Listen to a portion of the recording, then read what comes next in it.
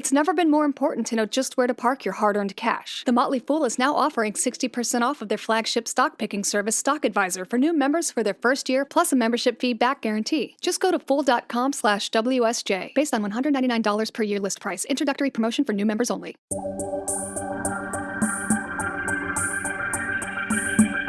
Here's your money briefing for Tuesday, December 21st. I'm J.R. Whalen for the Wall Street Journal. A college education is among a family's largest expenses, and to ease the financial burden, millions of high school students and their families are filling out the free application for federal student aid, or FAFSA. But this year, families should prepare for a bit of extra number crunching because of the pandemic's continued impact on their finances. In some cases, a family, due to the pandemic, may have had extraordinary health expenses or a job loss. And those types of things may not be apparent from that 2020 tax return. So if you have these anomalies or things that really you think the aid officer should know that's not reflected on your tax returns, you really need to reach out. Coming up, we'll talk with WSJ contributor Cheryl Winokur-Monk about some changes in the aid application process. That's after the break. This episode or podcast is sponsored by The Motley Fool. With the market all over the place this past year, it's never been more important to know just where to park your hard-earned cash. Motley Fool Stock Advisor is a subscription stock picking service that recommends 2 brand new stocks to its members each month sent directly to their inbox. Stock Advisor members also receive new stock picks every month from legendary investors. The Motley Fool is now offering 60% off of Stock Advisor for new members for their first year, plus a membership fee back guarantee. Just go to fool.com/WSJ. Based on $199 per year list price. Introductory promotion for new members only.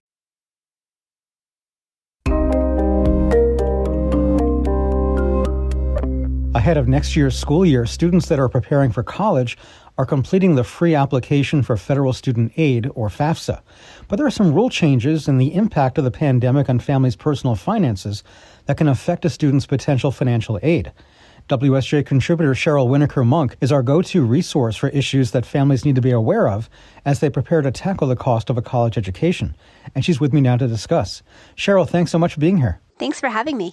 So Cheryl, you've been on with us before talking about how the number of students who fill out the FAFSA has been on the decline. Why is that? And is that still going on? It's definitely been on the decline. Only 68% of families with undergraduate students completed the FAFSA, and that's for academic year 2020 and 2021. And that's a decline from the prior 2 years, according to Sallie Mae's How America Pays for College. So there's lots of reasons families may not fill out the FAFSA.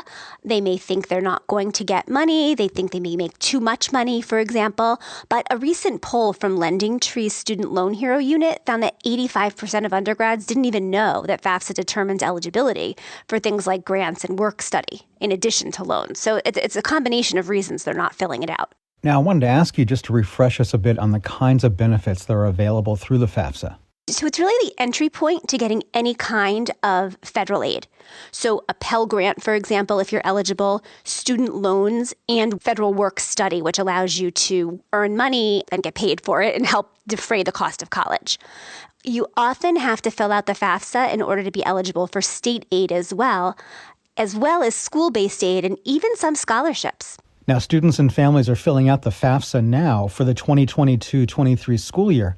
But how could the economic impact of the pandemic last year affect the financial aid that a student could receive? So it can get a little confusing, but the tax return, the tax information you're using is the prior year.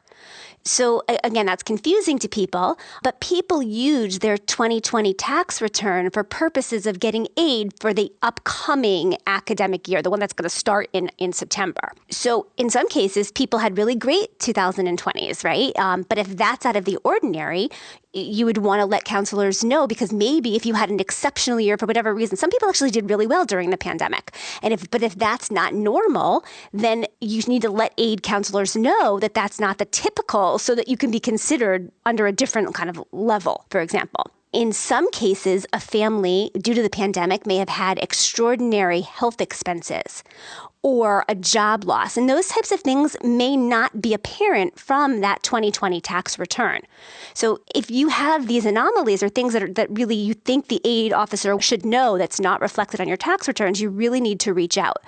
And just one word of caution, if you're a prospective student, so you're not already in school, you're going to have to reach out to the financial aid office for every school you're applying to, because every school determines its packages differently. Now, I want to ask you about job losses, specifically during the height of the pandemic.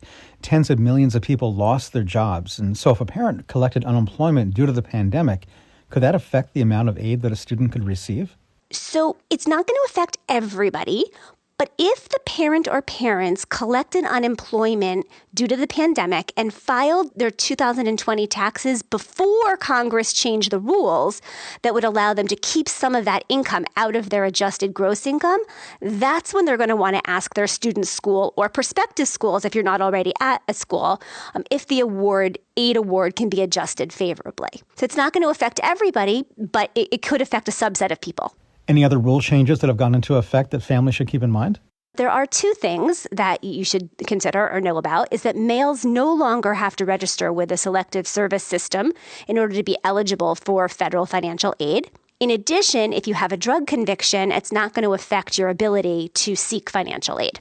You know, there's been some social media chatter about scams and fraud as a way to get more financial aid. Can you tell us more about that? It's actually kind of crazy, but there really are people out there who try to game the system and encouraging others to do the same on social media.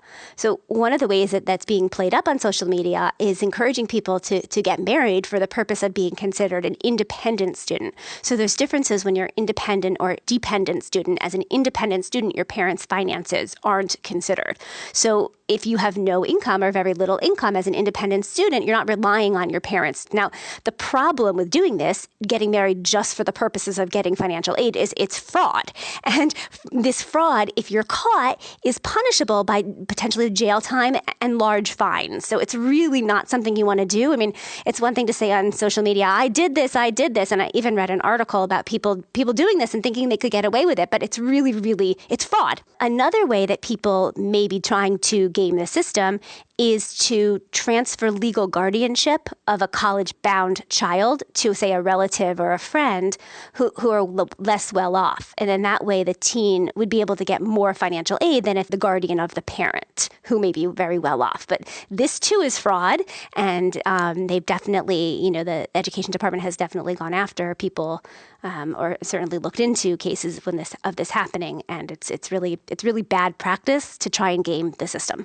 All right, that's Wall Street Journal contributor Cheryl Winokur-Monk. Cheryl, thanks so much for being with us. Thanks for having me. And that's your Money Briefing. I'm J.R. Whalen for the Wall Street Journal.